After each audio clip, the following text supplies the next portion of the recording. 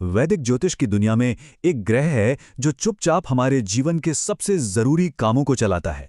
हमारी सोच से लेकर हमारी बोली तक, और यहां तक कि हमारी किस्मत तक। आज हम उसी ग्रह बुध के कुछ गहरे रहस्यों को समझने की कोशिश करेंगे। चलिए, इस सफर की शुरुआत एक सवाल से करते हैं। जरा सोचिए, क्या हो अगर कोई एक ग्रह, सिर्फ एक ग्रह, आपके पूरे जीवन का ऑपरेटिंग सिस्टम हो। ठीक वैसे ही जैसे एक ऑपरेटिंग सिस्टम किसी कंप्यूटर को शुरू से लेकर अंत तक चलाता है, ये ग्रह आपकी जिंदगी के हर फंक्शन को कंट्रोल करता हो। बुध के गहरे कर्म की परतों में उतरने से पहले ये समझना बहुत जरूरी है कि उसका स्वभाव कैसा है, मतलब वो असल में काम कैसे करता है। चलिए पहले इसी को समझते हैं। देखिए, बुध सिर्फ बातचीत या कम्युनिकेशन का ग्रह नहीं है, वो इससे कहीं ज्यादा है।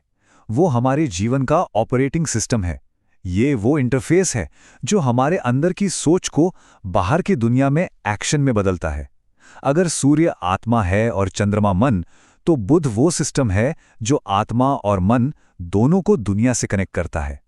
अब शास्त्रों में बुध को एक नपुंसक ग्रह या न्यूट्रल प्लैनेट कहा गया है। ये शब्द सुनने में शायद थोड़ा अजीब लगे, लेकिन इसका मतलब कमजोरी बिल्कुल नहीं है।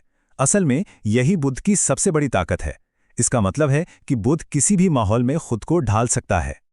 बुध का आप कह सकते हैं अपना कोई मजबूत व्यक्तित्व नहीं होता। वो एक आईने की तरह है। जब वो अच्छे ग्रहों जैसे बृहस्पति या शुक्र के साथ होता है, तो वो उन्हीं की तरह अच्छे गुण अपना लेता है, बुद्धि और स्पष्टता देता है। लेकिन जैसे ही वो राहु या शनि जैसे ग्रहों के साथ आता है, तो वो उन्हीं की तरह भ्रम और धोखेबाजी वाली प्रवृत्तियां दिखाने लगता है।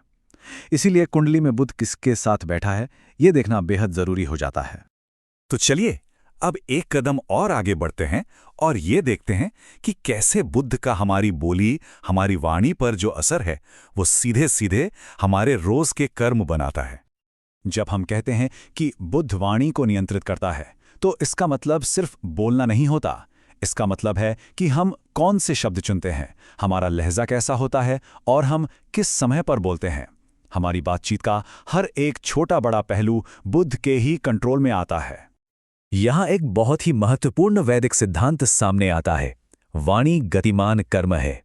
मतलब हमारे बोले हुए शब्द हवा में कहीं खो नहीं जाते, वो कर्म बनाते हैं।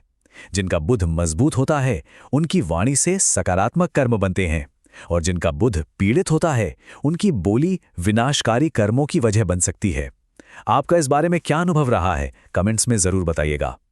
अब तक जो हमने समझा वो तो बस एक झलक थी। बुध का जो सबसे गहरा और सबसे रहस्यमयी असर है, वो हमारी फैमिली लाइन, हमारी पीढ़ियों की कहानी में छिपा हुआ है।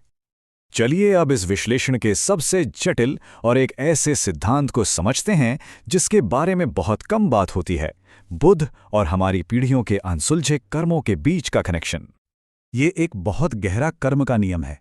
शास्त्र कहते हैं कि जब किसी परिवार में महिलाओं, खासकर बेटी या बहू के साथ अन्याय होता है, उन्हें धोखा दिया जाता है या उनका अनादर होता है, तो एक कर्म का कर्ज बनता है, और इस कर्ज को बुध अगली पीढ़ियों तक आगे ले जाता है। और ये कर्म तुरंत सामने नहीं आता, इसमें एक पीढ़ी का गैप होता है। मतलब इसका असर तीसरी पीढ़ी में एक कमजोर या पीड़ित बुध के रूप में दिखाई देता है, और फिर उस पीढ़ी के लोगों को बोलने में दिक्कत, दिमागी अस्थिरता या फिर बिजनेस में लगातार समस्याओं का सामना करना पड़ता है। ये एक अनसुलझी कर्म की याद है जो बुध के जरिए सामने आती है। तो ये तो हुई कर्म की गहरी बातें, लेकिन ये सूक्ष्म ऊर्जाएं हमारे रोज के जीवन में हमारे शरीर और हमारे काम धंधे पर कैसे असर डालती हैं। चलिए अब इसे देखते हैं। ये एक ऐसी बात है जिसके बारे में बहुत कम लोग जानते हैं। बुध सीधे तौर पर हमारे मेटाबॉलिज्म, यानी हमारे शरीर में पोषक तत्वों के सोखने की प्रक्रिया को कंट्रोल करता है। ये तय करता है कि हमारा शरीर एनर्जी को कितनी अच्छी तरह इस्तेमाल करता है।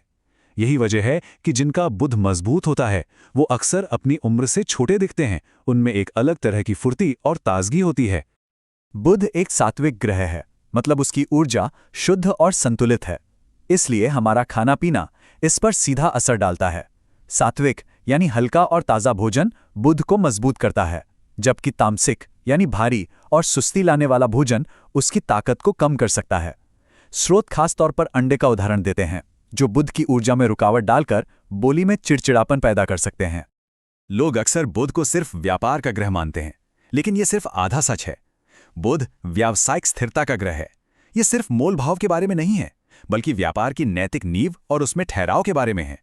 जिनका बुध पीड़ित होता है, उन्हें अक्सर बिजनेस में बहुत उतार चढ़ाव और भरोसे से जुड़ी समस्याओं का सामना करना पड़ता है। कमेंट्स में बताइएगा, क्या आपने अपने या किसी जानने वाले के जीवन में ऐसा कुछ अनुभव किया है? तो इतना सब जानने के बाद सवाल उठता है कि क्या हम अपनी नियति के आगे मजबूर हैं? जी नहीं, बिल्कुल नहीं।